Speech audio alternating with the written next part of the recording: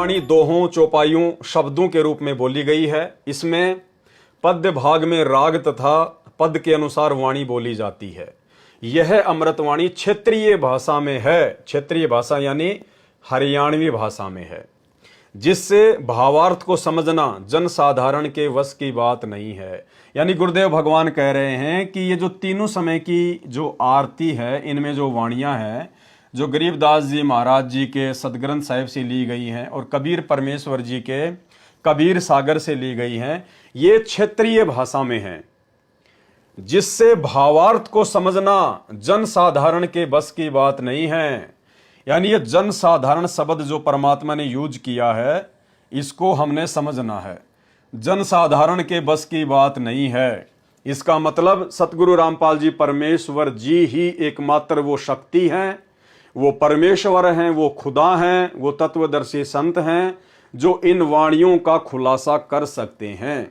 यानी स्वयं कबीर परमात्मा ही इन वाणियों का खुलासा सही सही से कर सकता है, अन्य जन साधारण के वश की बात नहीं है।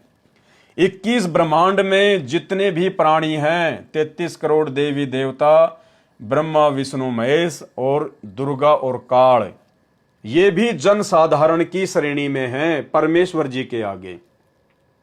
बाकी इस पृथ्वी के जो ज्ञानी आचार्य, शंकराचार्य, पंडित, मुल्ला, मौलवी, उनकी तो बात ही छोड़ दीजिए।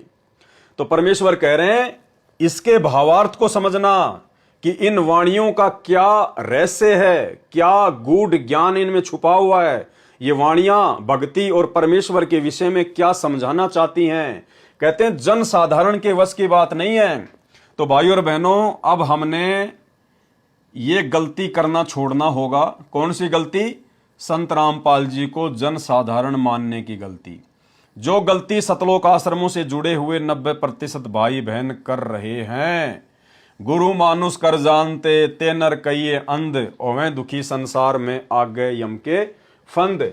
यानी सतगुरु रामपाल जी परमेश्वर जी के अलावा जब तक हम इस कागज की फोटो को, जो कबीर जी की समझी जाती है, जिस रूप में कहा जाता है कि परमात्मा 650 साल पहले काशी के बनारस में प्रकट हुए थे, आज भी सतगुरु रामपाल जी परमेश्वर जी की 90% संगत सतलोक आश्रमों से जुड़े हुए भाई बहन पूर्ण परमात्मा कबीर साहिब जी के सतगुरु रामपाल जी परमेश्वर जी के रूप में धरती पर प्रकट होने के बावजूद भी इस कागज की फोटो को ही परमात्मा मानकर, कबीर जी मानकर पूज रही है।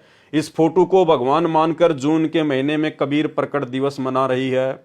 इस फोटो को अपने घर पर रखती है, इसके आगे दीपक जलाती है, तीनों समय की आरती करती है।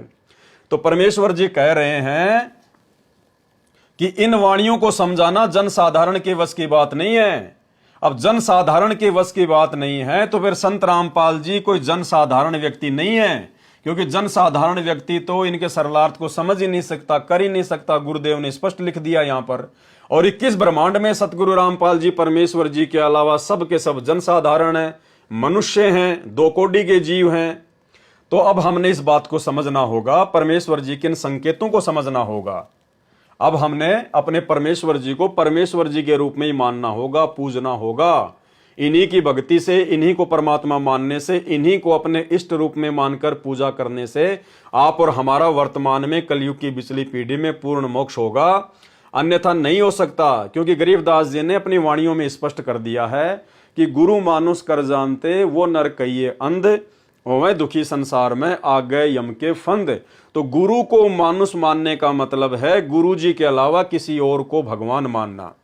भाई यदि आप अपने गुरु जी को ही परमात्मा मान लेते हैं तो आपने किसी और में परमात्मा देखने की आवश्यकता ही नहीं है, क्योंकि परमात्मा तो सृष्टि में एक ही है, 2 नहीं हो सकते। जब आत्मा एक है तो उसका परमात्मा भी एक ही है। और यदि आपने अपने गुरु को ही वो परमात्मा मान लिया, वो कबीर मान लिया, तो फिर आपने इस दाढ़ी मूंछ वाली नकली फोटो को कबीर मानकर पूजने की आवश्यकता पड़ने ही नहीं चाहिए।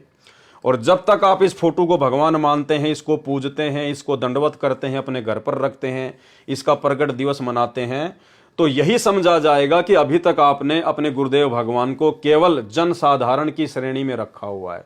केवल आप अपने गुरु जी को मानुष मानते हैं, परमात्मा नहीं मान पाए। जिससे भावार्थ को समझना जन साधारण के वश की बात नहीं है। इस अमृतवाणी की भाषा साधारण है परंतु रहस्य गहरा है। तत्वदर्शी संत ही इस अमृतवाणी का यथार्थ अनुवाद कर सकता है। और गरीबदास जी महाराज जी के द्वारा और कबीर परमेश्वर जी के द्वारा इन वाणियों को लिखे हुए सैकड़ों वर्ष हो चुके हैं। 650 साल पहले कबीर परमेश्वर जी ने धर्मदास जी को निमित्त बनाकर कबीर सागर लिखवाया और लगभग 300 वर्ष पहले श्री गोपाल दास जी को निमित्त बनाकर आदरणीय गरीबदास जी महाराज जी ने सदग्रंथ साहिब की रचना करवाई, जिन 2 ग्रंथों की वाणियां इस भक्ति बोध में हैं। तो परमेश्वर क्या कह रहे हैं कि तत्वदर्शी संत ही इस अमृतवाणी का यथार्थ अनुवाद कर सकता है। यानी जिस महापुरुष ने ये वाणियां लिखवाई हैं, जिस महापुरुष की ये वाणियां है, वही महापुरुष तत्वदर्शी संत की भूमिका करके इन वाणियों को समझा सकता है, इन वाणियों को खोल सकता है। क्योंकि अपने द्वारा रची गई सृष्टि की यथार्थ जानकारी वो कबीर परमात्मा स्वयं ही संत रूप में प्रकट होकर, जिंदा महात्मा के रूप में प्रकट होकर या किसी भी साधु के रूप में प्रकट होकर स्वयं ही ठीक ठीक बता सकता है। दूसरा कोई भी इन वाणियों का भेद नहीं खोल सकता। तो आज सतगुरु रामपाल जी परमेश्वर, जो कि स्वयं ही कबीर भगवान है, कबीर परमात्मा है, आप और हमारा सौभाग्य कि परमेश्वर कलयुग की पिछली पीढ़ी में आप और हमारे पूज्य गुरुदेव भगवान के रूप में प्रकट हैं, जो तत्वदर्शी संत की भूमिका भी कर रहे हैं। और उन्होंने ही इन वाणियों का ठीक ठीक अनुवाद किया है। अन्यथा इतने कबीरपंथी हैं, इतने आचार्य और शंकराचार्य हैं, गरीबदास जी के पंथ में भी सैकड़ों की संख्या में साधु महात्मा हैं, आज तक ना ही तो कोई कबीर सागर का यथार्थ अनुवाद कर पाया और ना ही कोई गरीबदास जी की वाणियों का, सदग्रंथ साहिब का यथार्थ अनुवाद कर पाया।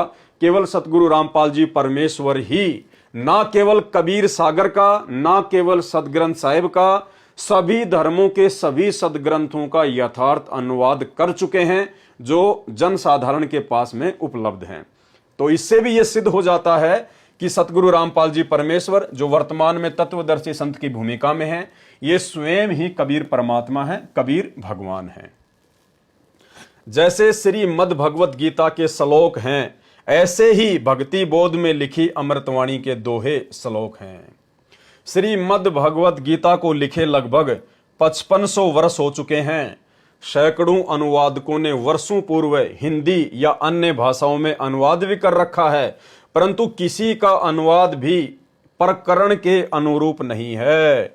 यानी वो वाणियां कहना क्या चाह रही हैं, उसके अकॉर्डिंग किसी का भी अनुवाद नहीं है। सबने अपने अपने मत अनुसार जैसा भी उनको समझ में आया उसी प्रकार से उन्होंने अपना मनमाना अनुवाद कर दिया, जिस कारण से अर्थों के अनर्थ कर रखे हैं। उदाहरण, गीता अध्याय 7 श्लोक 18 तथा 21 में अनुत्तम शब्द है। अनुत्तम का मतलब होता है घटिया, अश्रेष्ठ, जिसका अर्थ अति उत्तम किया है, जबकि अनुत्तम का अर्थ अश्रेष्ठ, घटिया होता है। उत्तम का अर्थ श्रेष्ठ होता है, इसके विपरीत अनुत्तम का अर्थ अश्रेष्ठ। गीता अध्याय 18 श्लोक 66 में व्रज शब्द है। व्रज का मतलब होता है जाना, जिसका अर्थ जाना होता है। सर्व गीता अनुवादकों ने व्रज का अर्थ आना किया है, अर्थ होता है जाना, और उन्होंने कर दिया आना। उदाहरण के लिए, जैसे अंग्रेजी के शब्द गो का अर्थ जाना होता है, यदि कोई गो का अर्थ आना करता है तो वह अनर्थ